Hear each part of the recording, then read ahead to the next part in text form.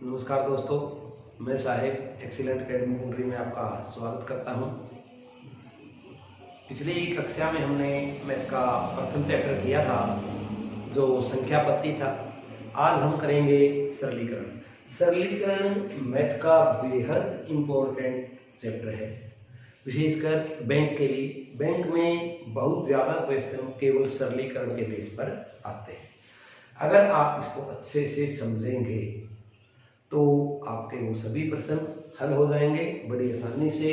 कम समय में हम आपको समय की बचत करना भी सिखाएंगे कि कैसे आप सरलीकरण के काफ़ी बड़े बड़े प्रश्न जो दिखाई देते हैं उनको मात्र 20 से 30 सेकंड में हल कर सकते हैं। लेकिन उस सब के लिए ज़रूरी है कि पहले आप जो बेसिक करवाते हैं, हम पहले चैप्टर का भी करवाया था, उस बेसिक को अच्छे से समझें। बेसिक करने के बाद अगर आप क्वेश्चन करेंगे तो वो क्वेश्चन छोटे छोटे हो जाएंगे। तो देखें, बिल्कुल कम समय लगेगा आपका, समय की बचत के लिए। सरलीकरण वैसे भी मैथ का काफ़ी इंपॉर्टेंट पार्ट है, क्योंकि जब तक आपको सरलीकरण अच्छे से नहीं आएगा तब तक आप मैथ के सम नहीं कर सकते। क्योंकि चाहे कोई भी क्वेश्चन हो, अक्षय त्रिमिति का हो, प्रॉफिट एंड लॉस का हो, कोई भी लेसन हो, ब्याज का हो, तो वो तभी कर पाएंगे जब आपको जोड़ घटा गुणा भाग अच्छे से आएगा। और ये सब मैं आपको आज इस लेसन के अंदर सिखाने जा रहा हूँ सरलीकरण के अंदर।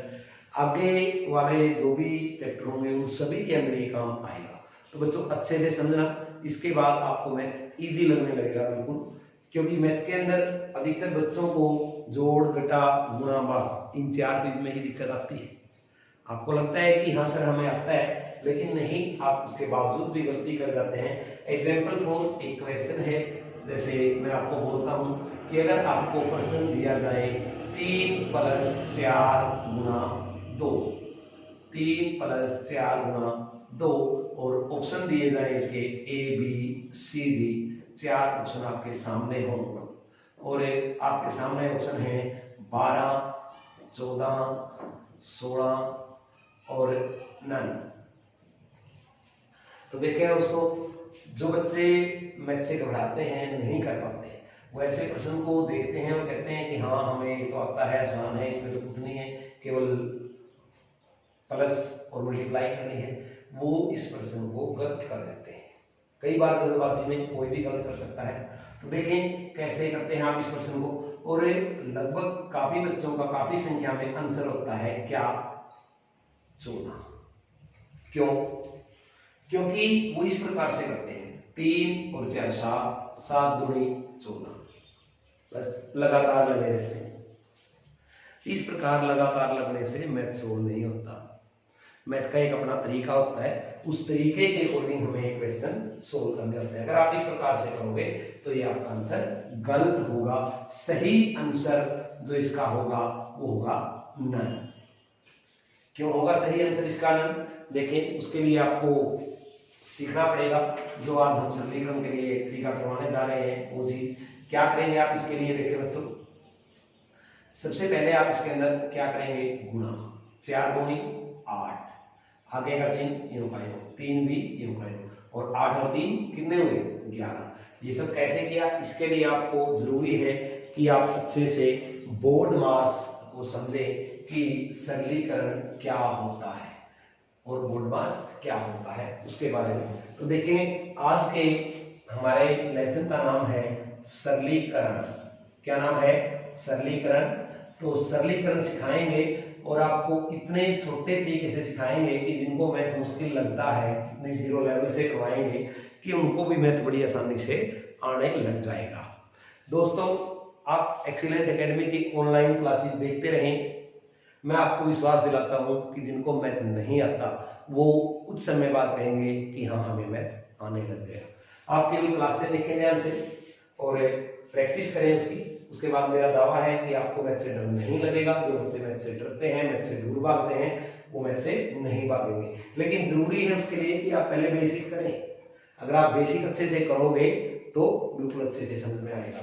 तो देखिए, सरलीकरण के अंदर जो सबसे इंपॉर्टेंट पार्ट होता है हमारा, जो हम लिखते हैं, एक फार्मूले का यूज करते हैं। क्या? बोर्ड मास। क्या यूज करते हैं? बोर्ड मास। बोर्ड मास। बोर्ड मास का अर्थ क्या है? देखें, बोर्ड मास यानी bracket of divide multiply add subtract. इसका मतलब कोई भी स्टेटमेंट जैसे अभी मैंने लिखी थी 4 + 3 × 2, तो आप इसको डायरेक्ट हल नहीं करेंगे। सबसे पहले क्या हल करेंगे, इसके अंदर ब्रैकेट, उसके बाद ऑफ, उसके बाद डिवाइड, उसके बाद मल्टीप्लाई, उसके बाद ऐड, उसके बाद सब्ट्रैक्ट।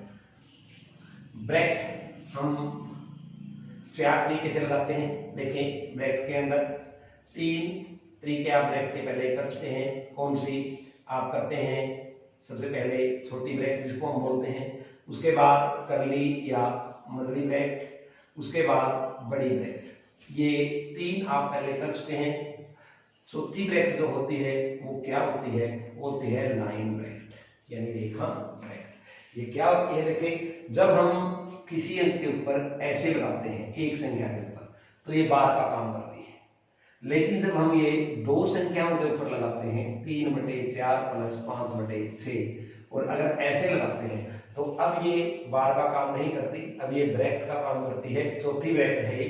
तो सोच लें आप, मान लीजिए इसके आगे भी रकम होती 2/3 + 1/2 माइनस और ऊपर ये लगा हुआ है, इसका मतलब है कि ये यहाँ पर स्पेस नहीं बचा। ये सोच लो आप कि यहाँ पर स्पेस नहीं बचा, ये ब्रैकेट यहाँ पर लगनी थी, यहाँ पर स्पेस नहीं था तो हमने कहाँ लगा दिया, इसको ऊपर। ये आपके समझने के लिए बता रहा हूं मैं कि यहाँ पर होती नहीं, ताकि आपको मैथ अच्छे से समझ में आए। तो ब्रैकेट कितने तरीके की होती है दोस्तों, 4 तरीके की ब्रैकेट होती है, जो मैंने आपको भी लिखवाई। इस तरीके से आप उनको हल करेंगे। उसके बाद आता है ऑफ। ऑफ का अर्थ क्या होता है, ऑफ का अर्थ होता है का, यानी का मतलब क्या करेंगे, गुणा। उसके बाद डिवाइड यानी कि भाग, उसके बाद मल्टीप्लाई यानी गुणा, उसके बाद ऐड यानी प्लस, उसके बाद सब्ट्रैक्ट। अब देखें, अगर आप इस तरीके से क्वेश्चन करेंगे, अगर आप इस तरीके से क्वेश्चन करेंगे तो आपको सरलीकरण और मैथ सीखने से कोई भी नहीं रोक सकता। केवल अपने पर विश्वास बनाए रखें और एक्सीलेंट एकेडमी की ऑनलाइन क्लासेस देखते रहें। देखें कैसे करेंगे। अभी जो प्रश्न हमने लिखा था जिसका आपका आंसर उस बच्चों का गलत आया था, मैं उसी प्रश्न से शुरू करता हूं दोबारा से। तो देखें क्या, अगर प्रश्न इस प्रकार से हो 4 + 3 × 2 = 2। अब इसमें देखो बच्चों, सबसे पहले हम क्या देखेंगे, प्रैक्टिस में है ही। उसके बाद हमने देखा ऑफ भी नहीं है इसके अंदर यानी का। उसके बाद हमने देखा डिवाइड भी नहीं है इसके अंदर। उसके बाद देखा हमने मल्टीप्लाई, बिल्कुल गुणा का चिन्ह है इसके अंदर। तो सबसे पहले ये ध्यान रहे, आप क्या देखेंगे, गुणा का चिन्ह देखेंगे ध्यान से। और जिन 2 रकमों के बीच में गुणा का चिन्ह है, ये गुणा का चिन्ह यहाँ पर है, तो इसके दोनों तरफ जो रकमें हैं सिर्फ इनको गुणा कीजिए। इनके आगे पीछे क्या लिखा होगा इससे हमें कोई मतलब नहीं है। तो सिर्फ इसको, तो 4 योग का योग, आगे प्लस, क्योंकि इसको हमें छेड़ना ही नहीं, केवल कितने को छेड़ेंगे हम, कितने को हमने अंडरलाइन किया हुआ है। तो 3 दूनी 6। अब इसको हल करेंगे तो क्या आएगा, देखें 4 और 6 10। क्या आया, 10। समझ में आया दोस्तों। इस प्रकार से आप इस क्वेश्चन को कर सकते हैं। ये छोटा सा एग्जांपल था जो मैंने दिया। उसके बाद एक बड़ा क्वेश्चन करवाता हूं इस तरीके का। उम्मीद करता हूं कि आपको ये समझ में आया होगा।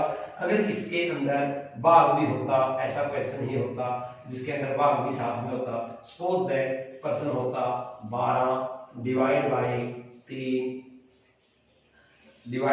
3 गुणा 4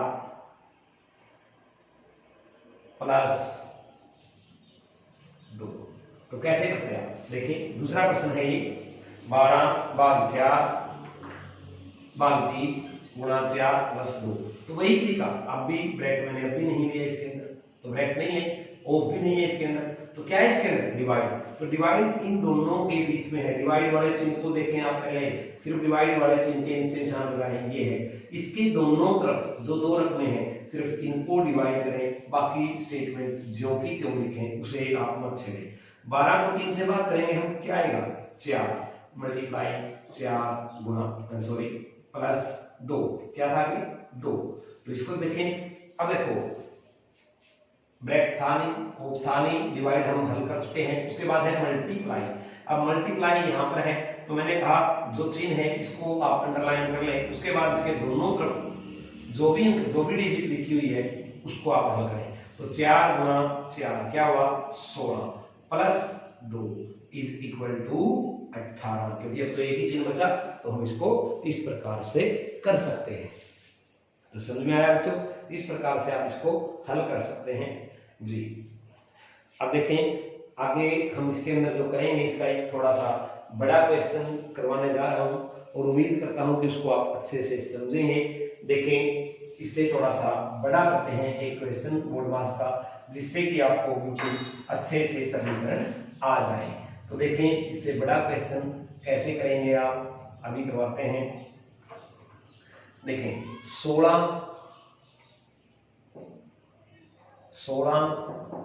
भाग 4 का 1/2, 16 भाग 4 का 1/2 प्लस इनटू यानी कि ब्रैकेट 8 का 1/2, 8 का 1/2 प्लस 2 से ही 1/2 माइनस 1/2 और ऊपर है लाइन ब्रैकेट।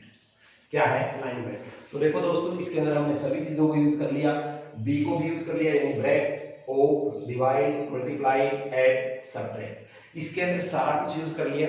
तो एक प्रश्न ये करवाने जा रहा हूं, उसके बाद अभी हम और भी बेसिक करेंगे सरलीकरण का, बिन वगैरह का। अभी मैं सिंपल साधारण रकमों के लिए बता रहा हूँ केवल डिजिट को आप कैसे हल करते हैं। तो देखें बड़ा आसान है, जो मैंने आपको मेथड बताया था केवल आप वही ध्यान रखें। मैंने कहा था कि सबसे पहले आप ब्रैकेट देखेंगे कहां पर है, तो ब्रैकेट एक यहाँ पर है एक यहाँ पर है, तो केवल इस रकम को हल कीजिए जो ब्रैकेट के अंदर है। पहले आप ब्रैकेट खोलें, उसके बाद आगे वाले को हल करेंगे जी। देखें कैसे, बाकी रकम ज्यों की त्यों लिखी रहने दें, केवल ब्रैकेट वाली रकम को आप हल करें। ब्रैकेट के अंदर भी आपको वही मेथड, अब ब्रैकेट के अंदर हमने देखा, ब्रैकेट के अंदर फिर दोबारा से बोर्ड मास लगेगा, अब बोर्ड मास लगेगा ब्रैकेट के अंदर, दोबारा से फिर ब्रैकेट है, तो पहले इस ब्रैकेट को हल करेंगे। तो सबसे पहले किसको हल करेंगे, हम इस ब्रैकेट को हल करेंगे सबसे पहले। तो देखें बाकी स्टेटमेंट, देखो एक बार मैं थोड़ा लेंथी बता रहा हूँ, उसके बाद इसी को छोटे रूप में बताऊंगा कि कैसे करेंगे। पर पहले एक बार जिन बच्चों को नहीं आता बिल्कुल, क्योंकि देखें मानता हूँ कुछ बच्चों को लगता है कि समय अधिक लगता है इस प्रकार बेसिक करने में, जिनको थोड़ा मैथ आता है अच्छे से, लेकिन जो बच्चे कमजोर हैं उनको भी हमें मैथ सिखाना है।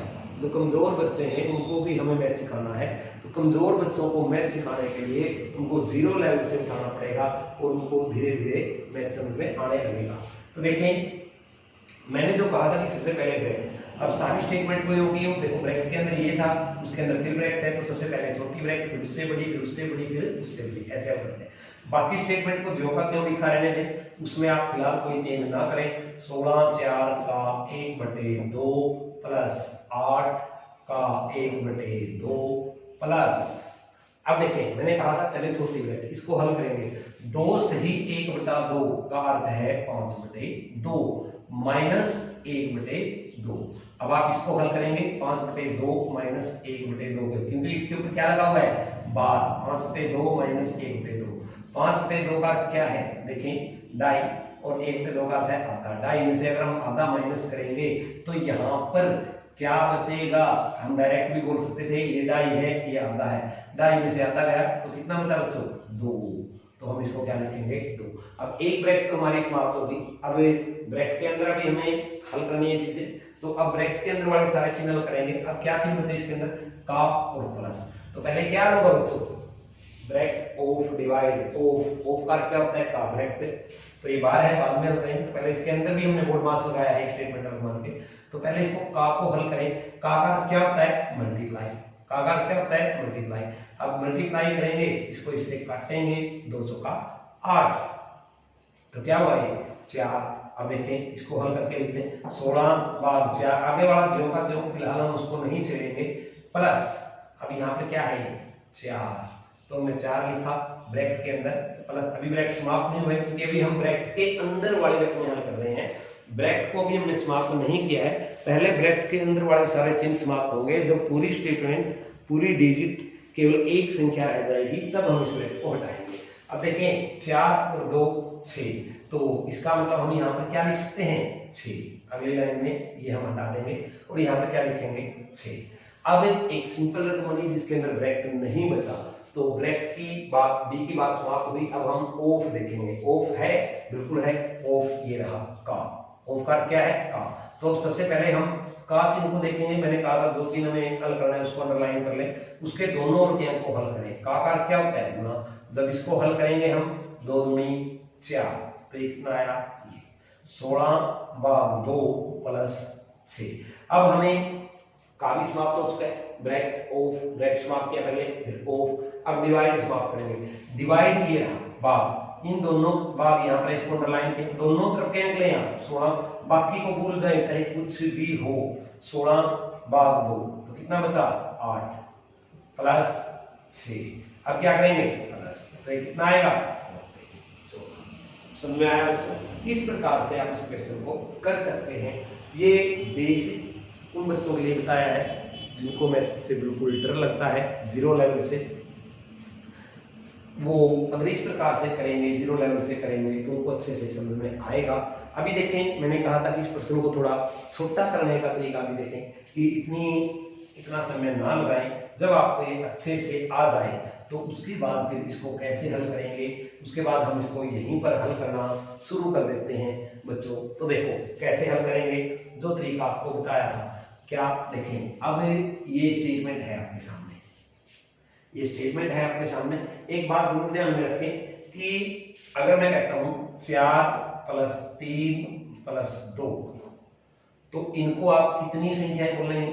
कितनी संख्याएं हैं 1 2 3, कितनी संख्याएं हैं 3। लेकिन अगर मैं बोलता हूं 4 × 3 × 2, अब कितनी संख्याएं हैं? अब आप आंसर अब भी 3 नहीं, अब आपको इसको क्या मानना है 1। 4/3 × 2, अब भी क्या मानना है 1। अगर यहाँ पर माइनस भी होता फिर भी कितनी होती 3 रखनी होती। इसका मतलब अगर संख्याओं के बीच में माइनस और प्लस है तो आप अलग अलग माने, अगर गुणा और भाग है तो पूरे रकम को 1 मानना है। इसलिए इसको एक साथ हल किया जाता है, हम इसको 1 ही मानेंगे। ठीक, अब ये अलग संख्या है, ये अलग है, ये अलग है, क्योंकि प्लस और माइनस इनके बीच में आता रहा है। अब देखें ऊपर भी यही प्रक्रिया आपको करनी है। देखें ब्रैकेट और 1/2 के बीच में प्लस का चिन्ह है, इट मींस ये एक अलग संख्या है, ये एक अलग संख्या है।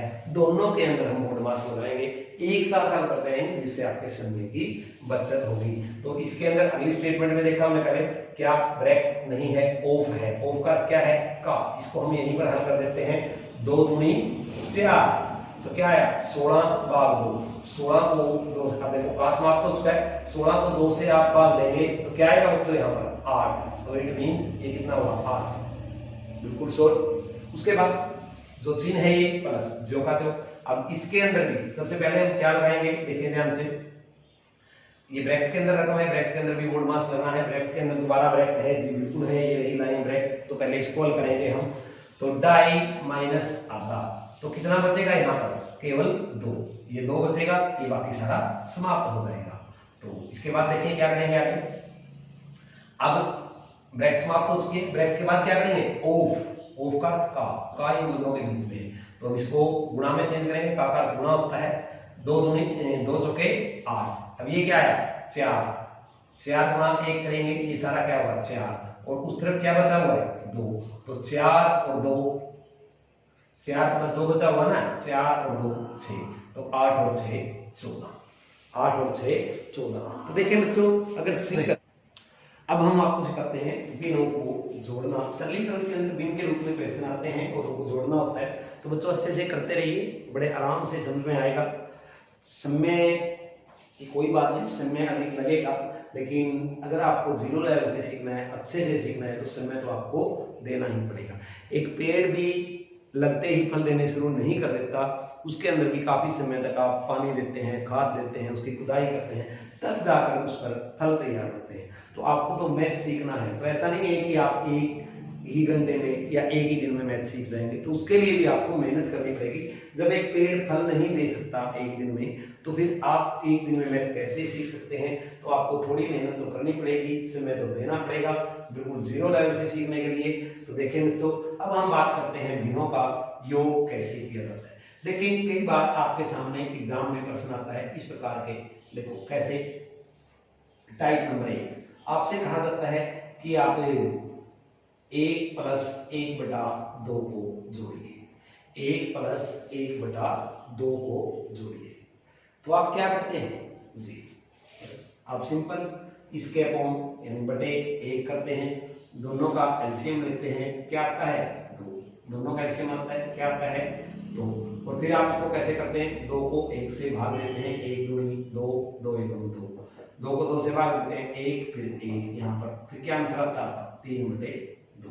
हाँ, तो देखें सबसे पहले मैं यही सिखाता हूँ आपको कि बिनों को जोड़ा कैसे जाता है। जो सिंपल बिन होते हैं इसके अंदर भी आप कई बार गलती कर देते हैं। देखें क्या, सपोज करो आपके सामने एक बिन लिखी हुई है 3/4 + 5/6। तो सबसे पहले बच्चों याद रखें 4 और 6 का हम एलसीएम लेंगे इसको जोड़ने के लिए।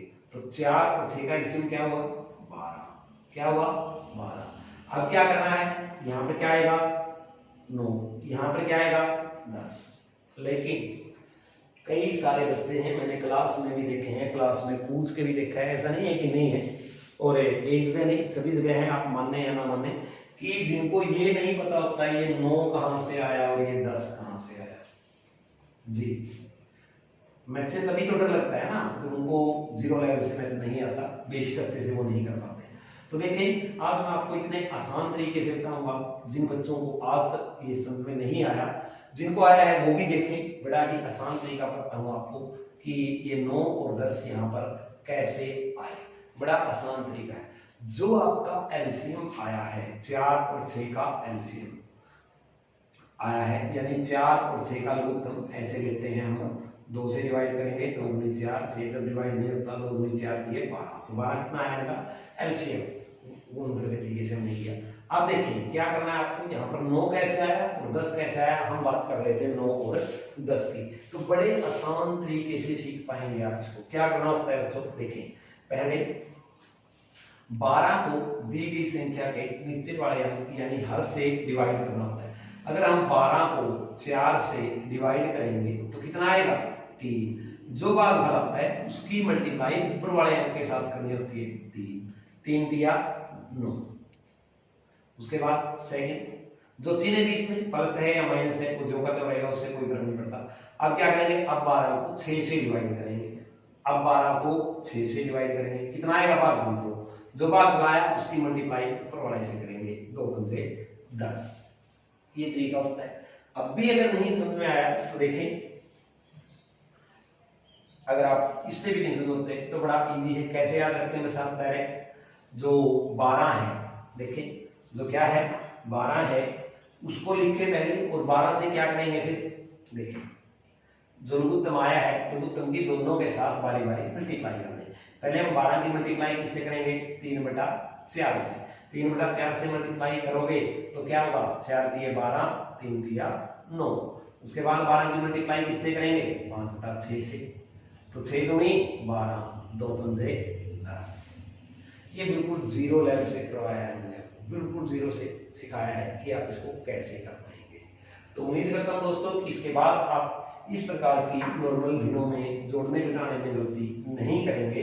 तो देखें ये क्या हुआ 19/12, 19/12। इसके बाद हम बात करते हैं आगे की बिनों के लिए। आगे की बिन कैसे करेंगे, आगे के जो प्रश्न हैं वो देखें। जो बिन कई बार बिनों में अंश एक समान होते हैं, कई बार हर एक समान होते हैं, कई बार दोनों ही अलग अलग होते हैं। तो उसको कैसे करेंगे बच्चों, देखें नंबर 1 जो मैंने पहले लिखा था, एक बिन के नीचे हर है, एक के नीचे हर नहीं है। अगर आपको इसको हल करना है स्कूल में भी आप हल करते थे, प्रश्न आता था 3 + 4/7, तो सर ने आपको सिखाया बटे 1 करो, दोनों का एलसीएम लो 7। ठीक है, उस समय स्कूल लेवल पे सीखना जरूरी था, लेकिन इस समय आप कंपटीशन एग्जाम की तैयारी कर रहे हैं, तो कंपटीशन के अंदर तरीका वही है, बस इसको थोड़ा सा चेंज करें। इसको डायरेक्ट हल करेंगे हम लोग, उत्तर नहीं लेंगे, उत्तर लेने से समय अधिक लगेगा और हमें समय बचाना ही सीखना है। तो देखें कैसे करेंगे बच्चों, इसके लिए आपको इसका बिल्कुल शॉर्ट मेथड बताते हैं कि आप कैसे कर पाएंगे। देखो आपके सामने एक रकम होती है इस प्रकार से 1 सही 2/3, तो आप इसको कैसे हल करते हैं?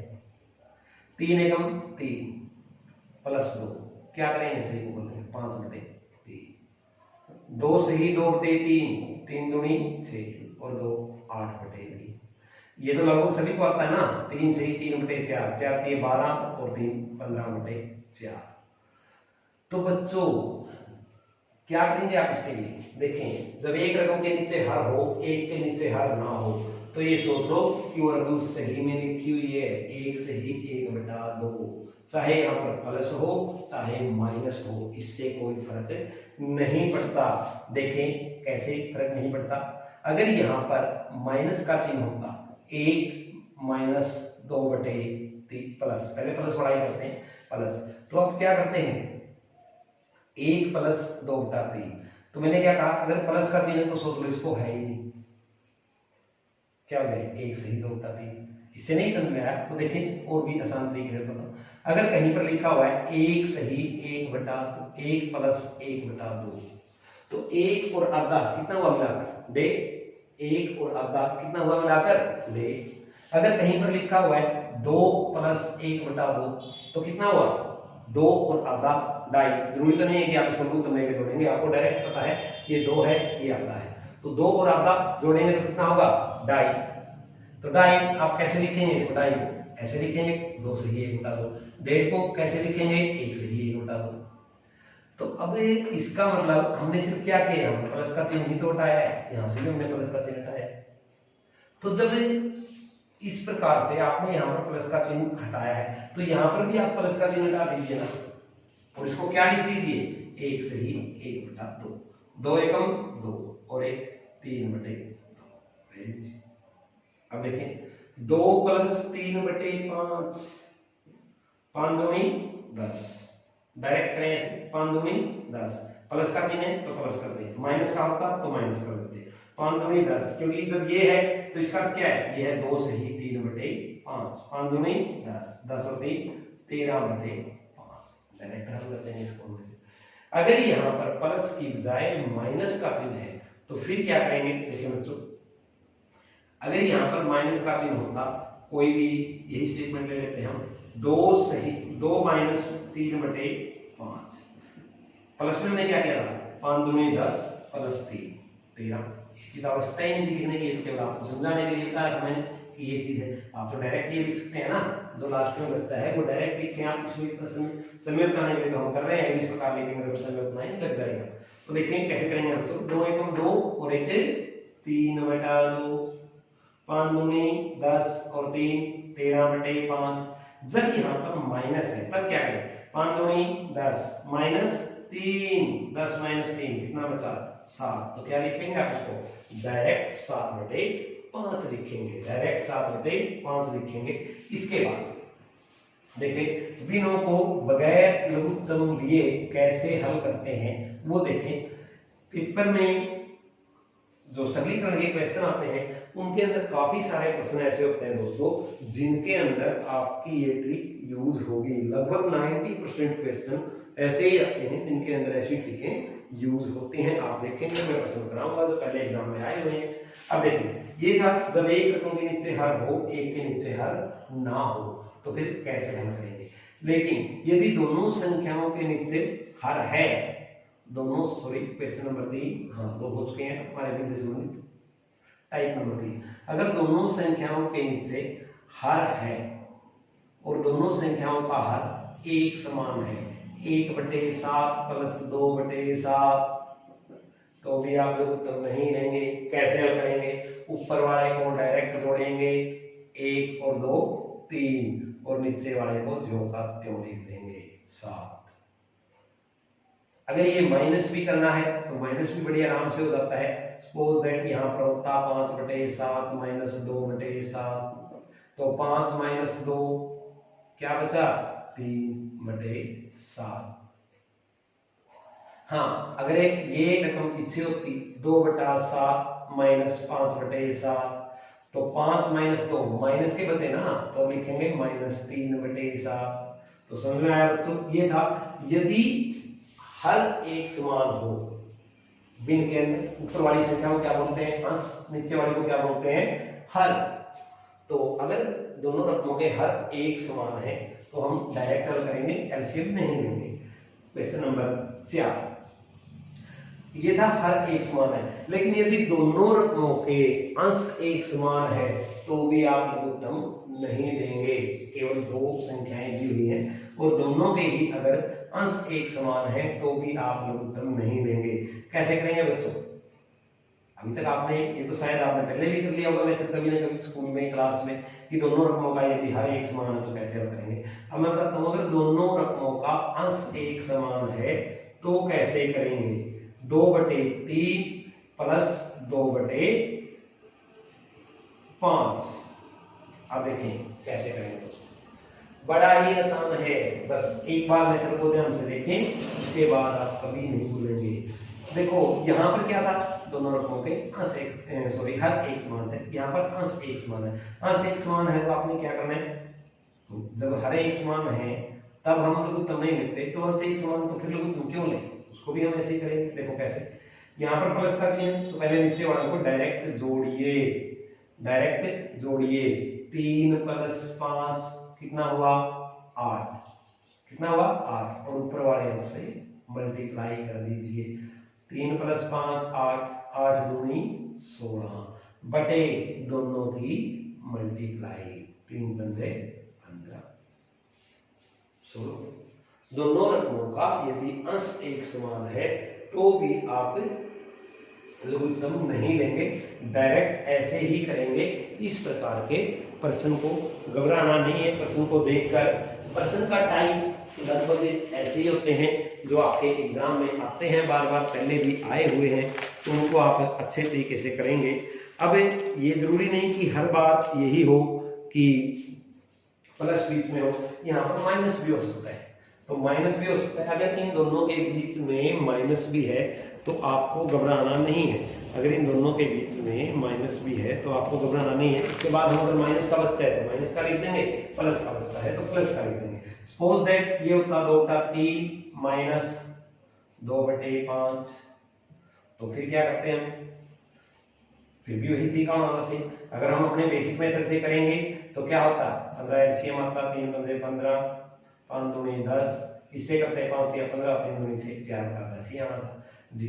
तो देखें आप कैसे, जो बड़ी रकम है उसमें से छोटी घटाएंगे ना पहले, तो हम आगे गए, 5 में से 3 घटाया, क्या बचा है 2, यहीं पर लिखो, वहां मैंने लिखे 5 में से 3 तो मत लेके जाए। 5 में से 3 घटाया तो क्या बचा यहाँ पर 2, इसकी मल्टीप्लाई ऊपर वाले से कर दो, 2 दूनी 4 और बटे दोनों की गुणा, जैसा कि हमने ऊपर किया था बच्चों। तो समझ में आया, ये इस प्रकार से करेंगे। नेक्स्ट ये था दोनों रकमों का अंश एक समान हो, हर एक समान हो, एक रकम के नीचे हर दिया हो, एक के नीचे हर ना दिया हो। अब हम करते हैं बात जब दोनों रकमों का हर एक ही संख्या का गुणज हो। कैसे, 3/4 प्लस 5/12। कई बार आपके एग्जाम में ऐसा प्रश्न आता है और उसको फिर आप एलसीएम लेके हल करते हैं, समय बर्बाद होता है। ऐसा ना करें बच्चों, देखिए इस प्रकार से करेंगे। कैसे, बड़ा ही बड़े आसान तरीके से करेंगे। कैसे, पहले हम क्या करेंगे, नीचे वाले को देखेंगे दोनों, क्योंकि क्या है एक ही संख्या के गुण 12 4 के टेबल में आता है कि नहीं आता है, बिल्कुल आता है। तो जब एक ही टेबल में आते हैं तो दोनों के अंदर देखें कैसे करना है बच्चों। 12 को पहले 4 से डिवाइड करें, 4 दिए 12 डिवाइड। अब क्या बचा, इधर बचा 3, इधर बचा 5, यहाँ पर क्या बचा बटे 3। तो वही मेथड, एक रकम के नीचे हर दे रखे, एक के नीचे हर नहीं दे दिया, तो करो क्या हुआ, 3 दिया 9, 9 और 5 14। लेकिन बटा, ये ध्यान रहे जो बटा गुणज था वही लिखना है, ये 3 नहीं लिखना, जो बड़ा गुणज है वो ही बड़ा लिखा जाएगा। क्लियर? देखें 3/5 प्लस 2/15, तो क्या करेंगे 5 दिया 15, 3 दिया 9, 9 2 11, 11 बटे जो बड़ी संख्या थी 15। ये था इसका सॉल्यूशन। अगर इस प्रकार का प्रश्न आपके एग्जाम में आता है तो आप ऐसे हल करेंगे। जब रकम के नीचे, जब दोनों एक रकम के नीचे हर दे रखा हो, एक के नीचे हर ना हो, दोनों रकमों का अंश एक समान हो, दोनों रकमों का हर एक समान हो, दोनों रकमों का हर एक ही संख्या का गुणज हो, और अगर दोनों ही अलग अलग हैं तो वो तो आप मेथड तीसरी चौथी क्लास से करते आ रहे हैं। जब दोनों ही अलग हो, एक ही संख्या के गुणज नहीं बने, एक 4 के टेबल में नहीं आता थे, तो फिर क्या करते हैं, इसके लिए आपको डायरेक्ट स्कूल में भी ये मेथड बताया गया था बच्चों। तो फिर आप वही अपना बेसिक मेथड करेंगे। क्या 6 दिया 18, 4 पंजे 20, 18 और 20 38 बटे 4 छिका 120, और इसको हल कर लेंगे। क्लियर? उसके बाद जब अभी हमने केवल प्लस किया है, अभी गुणा बाकी है। अगर गुणा के क्वेश्चन दिए हुए हैं आपके पेपर के अंदर और वो आपको हल करने हैं, तो बच्चों कैसे करेंगे इनके रूप में देखें। लगभग सरलीकरण का ये आखिरी क्वेश्चन होगा। उसके बाद हम इसके चैप्टर से संबंधित जो कुछ प्रश्न हैं एग्जाम में आए हुए हैं या आने के योग्य हैं वो करेंगे। अब ये देखिए बच्चों, देखिए 3/4 गुणा 5/7, 3/4 गुणा 5/7। तो भी इनको अगर गुणा करना है तो बड़ा आसान, अगर कटता है कुछ तो ठीक है, नहीं तो ऊपर वाले की गुणा ऊपर वाले के साथ, नीचे वाले की गुणा नीचे वाले के साथ। 3 पंजे 15, 4 से 28, कटता है तो काट दो, नहीं तो ऐसे कैसे लिख दो। अब देखो 2/5 गुणा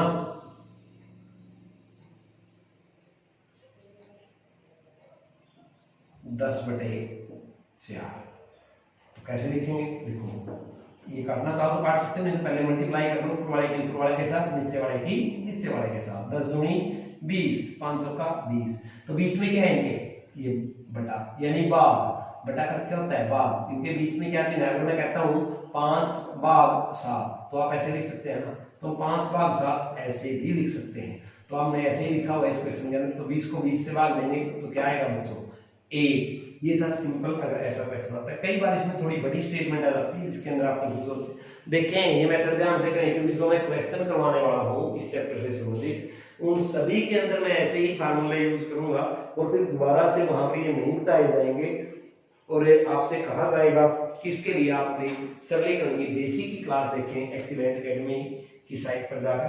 तो देखें 15, जैसे थोड़ा बड़ा क्वेश्चन अगर आ जाता है, कई बार इस प्रकार का क्वेश्चन आता है 15 गुणा 8/22 गुणा 18 भाग 16 गुणा 5/33 गुणा 36। अब देखिए बच्चों, काफी इंपॉर्टेंट क्वेश्चन, इनके बीच में भाग हो या बराबर हो। अभी थोड़ी देर पहले मैंने आपको एक चीज बताई थी, पहले वो देखें कि 3 गुणा 4 गुणा 5 कितनी रकम है दोस्तों 1। 3 + 4 + 5 मैंने कहा था, इसको कितनी रकम मानना आपने 3। अब इन दोनों के बीच में तो गुणा है ना, तो ये भी रकम 1 है, ये भी 1 है, ये भी 1 है, ये भी 1 है। जब दोनों ही साइड में एक एक रकम हो तो क्वेश्चन को आप कैसे हल करेंगे?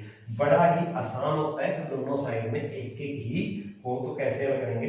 इसके लिए पहले एक रकम वाला ही क्वेश्चन करवा देता हूं मैं एक आपको। देखें क्या 20/24, इसको हम बाद में कर लेंगे, कोई बात नहीं। पहले ये देखें 20/24 भाग 30/96 भाग 30/96।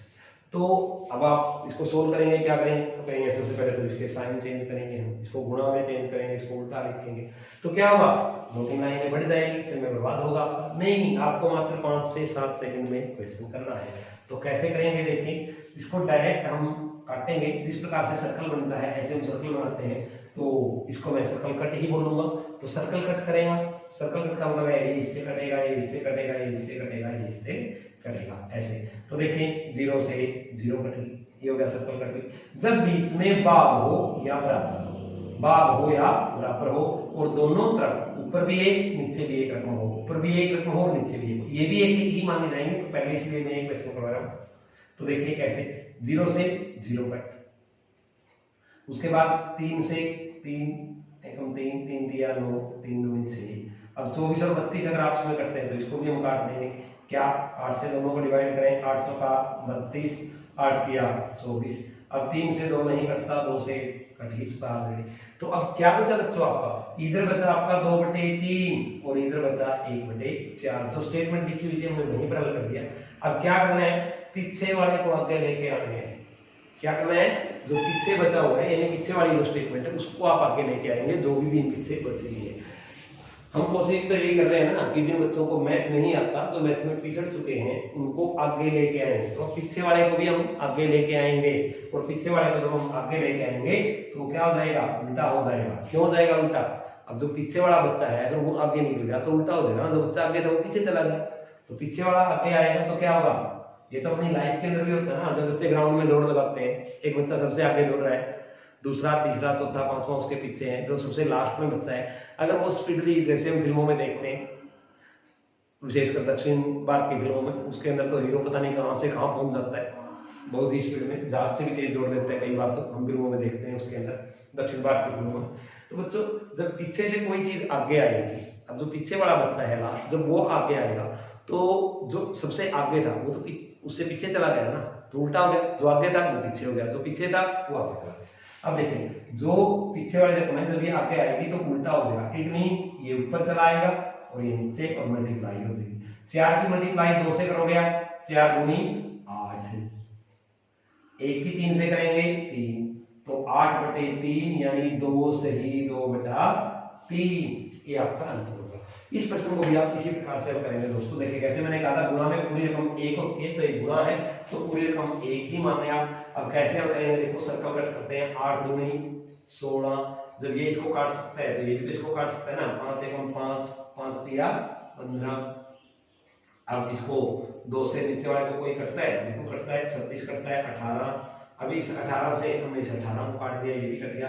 अब ये 22 है, 33 से दोनों 11 से कटते हैं, तो 11 दूनी 22, 11 दिया 33। अब क्या बचा इधर 1, इधर बचा 3, इधर क्या बचा 3, इधर बचा 2, तो क्या होगा, पीछे वाला आगे चला जाएगा।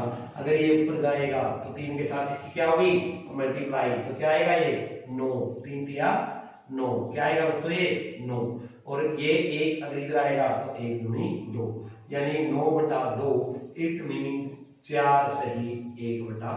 तो देखो समय बचा के नहीं बचा, हाँ बच्चों, तो बचा के नहीं बचा, समय बिल्कुल बचा।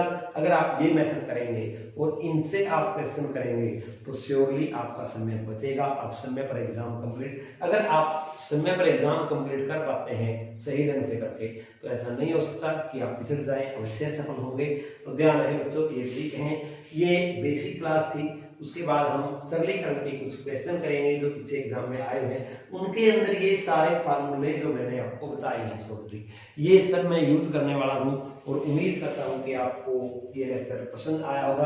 अगर पसंद आया है तो लाइक कीजिए, अगर पसंद नहीं आया तो डिसलाइक भी कीजिए। जरूरी नहीं है कि आप लाइक करें, पसंद नहीं है तो डिसलाइक करें। अगर आपके कोई सुझाव हैं तो वो भी आप दे सकते हैं एक्सीलेंट एकेडमी के दोनों नंबर पर, जो नंबर दिए गए हैं एक्सीलेंट एकेडमी के, उन पर आप अपने सुझाव दे सकते हैं, अपने प्रश्न पूछ सकते हैं, कोई शिकायत है वो उसके ऊपर कर सकते हैं। अगर आपको लगता है ये सही नहीं है, इसके अंदर कोई खामी है, क्योंकि जब तक आप कमियां नहीं बताएंगे तब तक हम उनको दूर कैसे करेंगे।